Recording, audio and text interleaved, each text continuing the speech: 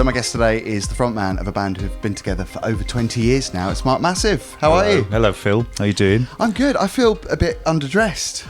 You're fine. It's you casual. look amazing. It's casual. Well, it's good to see you because I've been wanting to interview you for quite a while. I remember when you 20 came... years. I know. Well, it feels like, I think it is about 6 years when you came to Club R. You did a performance, fantastic performance with Massive Ego, your band.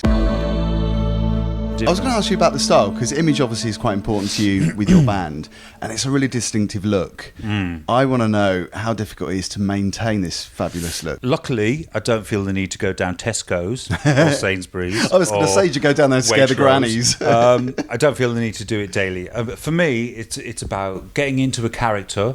The character's Marc Massive. I'm very different to him. When I was growing up, I didn't have a lot of confidence, and I used to flick through smash hits, and I'd see all these beautiful, crazy pop stars.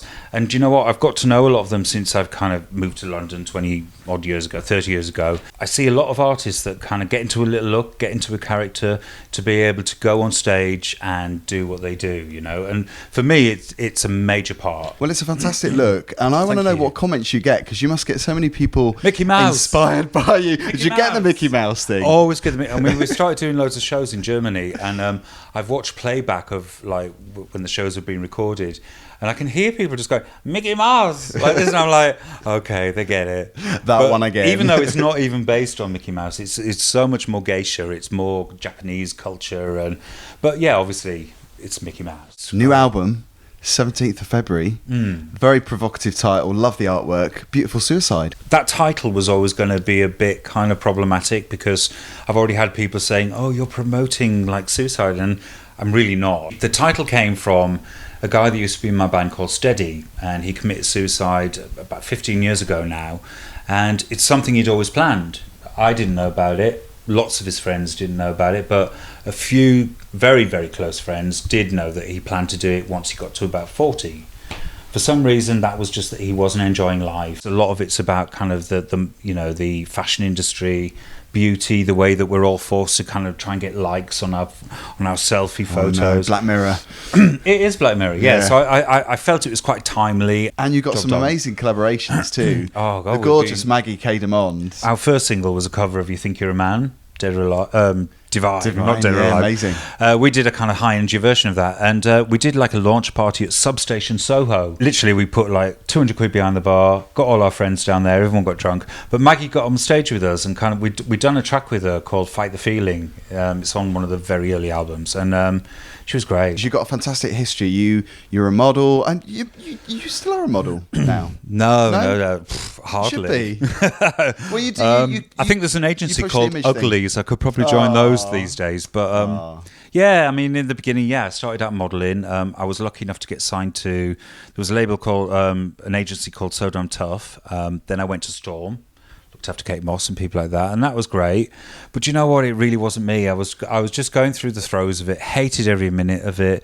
Felt really insecure. Had to take shitloads of like beta blockers and all that kind of stuff to get through it. I naturally wasn't that kind of person that could go to loads of castings, get rejected about 20 times a day, and I felt really inadequate in that scene. Were you not aware of how good you looked? Oh, I don't know. Because I was surrounded by all of these beautiful boys and beautiful ladies, and I just felt, because there was a scene then for having a couple of token freaks, wasn't there? Let's face it. And I felt I fitted into that. And you've been in a few videos, because you're in the Take That video. Was it Relight My Fire? Yeah, videos were great because, well, they weren't great. They paid you about 50 quid. Yeah. Back then, that was quite good, though, it was probably it? Good money. Then the agency would take 10%, so you probably end up with like 30 quid. Jesus Loves You with Boy George. Yeah, he was great. That's how I started, because used to dance for like Jesus Loves You. MC Kinky got me my first job. I mean, at the time we thought, oh, well, this isn't probably. It was quite gimmicky. Do you know what I mean? But then that whole kind of rave scene was happening, and then the next thing we were shooting down the M4, going to some muddy field, and then in like loads of false nails, and like it's Christmas, like doing a Vogue on some funny stage at 7 a.m. But I'm always really so happy that I grew up when I did. Yeah, me too. The early 80s. For me, the highlight of my week was getting smash hits, #1 magazine. Yeah, that was my Bible. And Top of the Pops. Yeah. I don't know if it was every issue, but you could turn them upside down, so you had something on the back. So it was like a cover on the back as well as on the front. I thought it was really unique. I kind of vaguely remember that. Yeah, no one else doing that. And there was always giveaways, and there was always the lyrics. Posters. Yeah. See, I never bothered with the lyrics, actually. It's strange, because I find learning lyrics now really hard, and I realise now it was because when I listened to music, I never really used to take on lyrics that great. It was the whole thing for me. It was the video, the music, the beats, and But and it was the sense of humour, because I remember when they printed lyrics, even though the lyrics were just ooh ooh yeah or something like that, and that was the whole repeat to fade thing. They still printed them. I thought that was hilarious, because it was like it was their sense of humour, wasn't it? It was quite tongue in cheek. It's a shame it can't come back. I know. I did a works experience at Smash Hits. Did you? Yeah, when I came down from Middlesbrough, I'd got a 2 weeks works experience. You know, when colleges were saying you have to go and do a works experience. Yeah. I wrote to Smash Hits and said, "Can I come and do a works experience?" And they were like, "Yeah, come down." I thought, fantastic. I'm going to be like editing the magazine. I'll be putting up pictures of Duran Duran and put them on the front cover. No, I sorted out the prize competition mail bag. Oh, at least you were there though. I would have made I had tea. to empty the bag out with all the mail, and they said, "Oh, just pick the biggest envelopes or the big pink envelopes." Oh wow! So you could have been the next Neil Tennant. You could have been the next editor. Yeah, I met him at that point. No, I think he'd already left. I was going to ask you about the veganism thing, because you were my inspiration for going vegan this year. Well, for the last year I've been vegan. How are you finding it? Fantastic. I love it. I'll never quite go easy. Back. It is easy, especially now. I think it's with convenience food. It's a lot easier. But you've got these brilliant badges here. Vegan Goth. Vegan, industrial vegan. Industrial music and vegan goth. So are these badges that you've made yourself? No, they were. Last year we played Infest, which is like the leading industrial festival in the UK in Leeds, and loads of stalls, loads of vegan, because obviously a lot of vegans are into that industrial music and that kind of thing. Just stalls and stalls full of badges, and these were the badges. They're passionate, caring people, aren't they? Industrial vegans, goth vegans, or vegan goths. But it's really hard to get good trainers. That's the only downside. Yeah, if anyone's watching, although yours are quite nice. You've got some new ones. I can't really show. I don't know if you'll do a cutaway shot. So They're nice. Put my legs in the air. But don't worry about the food, kids, because the food is fine. Yeah, that's very true. Because I think it's a lot easier. I went vegan in the 90s, and it was harder back then. The cheese is going to be rubbish. Yeah, the vegan. But do you know what? The vegan cheese is fantastic now. It never used to be. And you've got a gorgeous dog called Squeaky. We have got a lovely dog called Squeaky. The best name. I love your dog's name, Squeaky. I don't know why it's so cute. Squeaky, but did she squeak? I think she did when she was younger, when she was barking. It's like I remember having a dog called Wilf, because when he barked, he sounded like he was saying Wilf.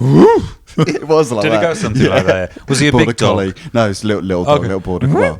Mark, it's great seeing you today. Yeah, and you. I wish you all the best with the album. It's great. It's out on the 17th of Feb. 17th of February, and it'll be on iTunes. You can order it from Germany. It comes over really quickly. It doesn't cost a fortune. And come and see us if you're in Berlin or Germany in April, May. We're touring throughout. Yeah, so. I was going to mention the tour, because you're playing quite a few loads days. of places I haven't even been or heard of. I mean, obviously we're doing Cologne, but there's places like Erfurt, and I'm trying to learn German very quickly, because I know I have to say a few things live on stage. The label keeps saying, "Have you learned German yet?" No. I did it at school. I can't remember a single really German word apart from Danke. I think that's all I know. Wanker. Danke. Danke. Danke's a good one. Yeah. Most people say wanker to me, but but I'm getting there. So if you're in Germany, by any chance, just come. It's going to be good. Good luck with it all. Thank you. It's good to see you. Thank you.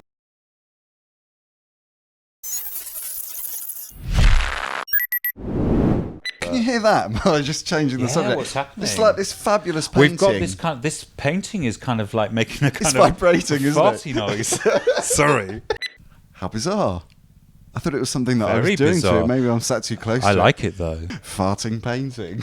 That's a first.